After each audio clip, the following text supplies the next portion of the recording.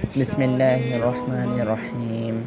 وعن أبي قتادة رضي الله عنه أن النبي صلى الله عليه وسلم نهى أن يتنفس في الإناء متفق علیہ، یعنی يتنفس في نفس الإناء۔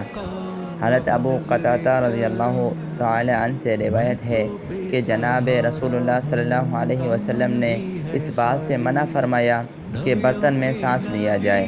آپ صلی اللہ علیہ وسلم کی مراد یہ ہے کہ پیتے وقت خود برتن کے اندر ہی سانس لیا جائے، یہ منع ہے، یعنی برتن سے منہ کو ہٹا کر سانس لینا چاہیے۔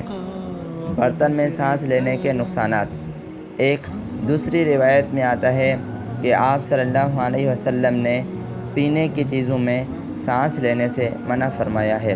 اب برتن میں سانس لینے کے جو نقصانات ہیں ان نقصانات کو بیان کیا جا رہا ہے کہ پیتے وقت برتن میں سانس لینے کو منع فرمایا گیا ہے تاکہ پانی میں تھوک وغیرہ نہ گر جائے اور دوسرے شخص کو اس میں کراہیت محسوس ہوگی۔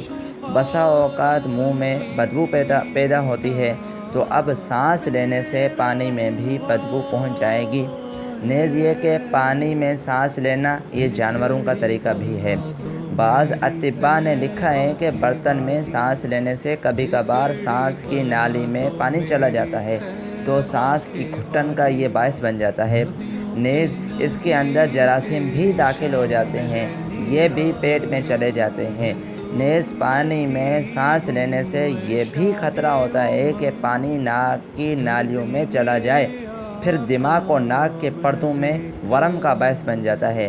تو یہ اتنے سارے نقصانات ہیں جب ہم برتن میں سانس لیں گے تو ہمیں چاہیے کہ ہم برتن کے اندر سانس نہ لیں۔ ہاں، طریقہ یہ ہے کہ برتن سے منہ کو ہٹا کر پھر سانس لیا جا سکتا ہے اور یہ طریقہ اختیار کر لیا جائے۔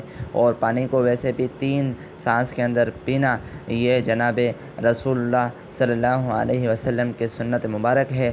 ہمیں اس سنت پر بھی اور اس حدیث مبارک پر بھی عمل کرنا چاہیے۔ اللہ تبارک و تعالی سے دعا ہے کہ اللہ تبارک و تعالی ہمیں اس حدیث مبارک پر عمل کرنے کی توفیق عطا فرمائے۔ آمین۔